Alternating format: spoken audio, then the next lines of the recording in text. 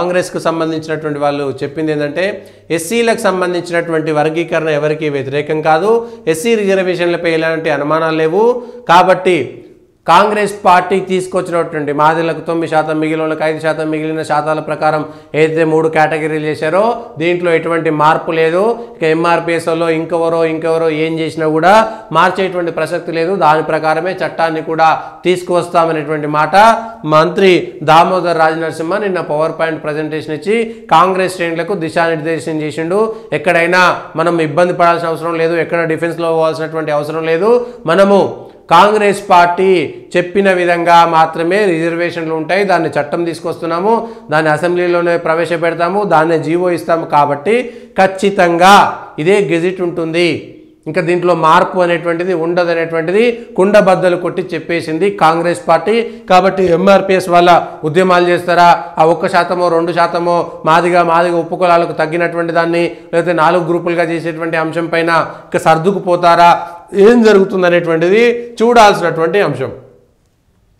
Congress party అంతర్గతంగా నిన్న దీపాదాస్ మున్షిని తీసేసి మీనాక్షి నటరాజన్ పెట్టారు. నిజానికి కాంగ్రెస్లో వచ్చిన సమస్య ఇది.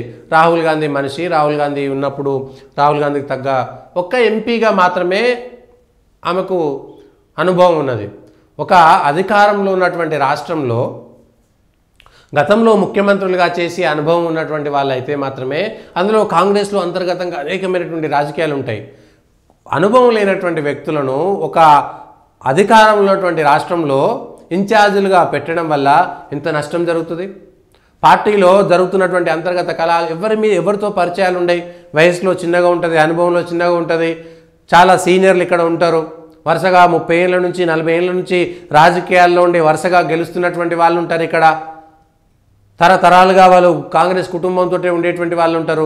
వాళ్ళందరి దగ్గర చిన్నగా కనబడతారు. పోనీ తనకు అనుభవం ఉంది, ముఖ్యమంత్రిగా గతంలో చేసిరంటే ఏ భూపేష్ బఘెల్నో లేకపోతే ఏ గెహ్లాట్నో లేకపోతే ఏ దిగ్విజయ్ సింగ్నో లేకపోతే ఏ కమల్నాథ్నో లేకపోతే ఇతర రాష్ట్రాల్లో గతంలో ముఖ్యమంత్రులుగా పనిచేసినటువంటి వాళ్ళని వేస్తే వాళ్ళకు అనుభవం ఉంటుంది. అరే ముఖ్యమంత్రికి ఎన్ని కష్టాలు ఉంటాయి, పార్టీలో ఎన్ని విభేదాలు ఉంటాయి, ఎన్ని వర్గాలు ఉంటాయి, వాళ్ళందరినీ సమన్వయపరచాలంటే కొంత అనుభవం అవసరము, కొంత ఓపిక అవసరము, అక్కడక్కడే చిన్న చిన్న సమస్యలను తెగ్గొట్టవచ్చు, ఇవన్నీ ఉంటాయి. అవన్నీ వదిలేసి దీపాదాస్ మున్షిని చేయడం వల్ల అదే సమస్య.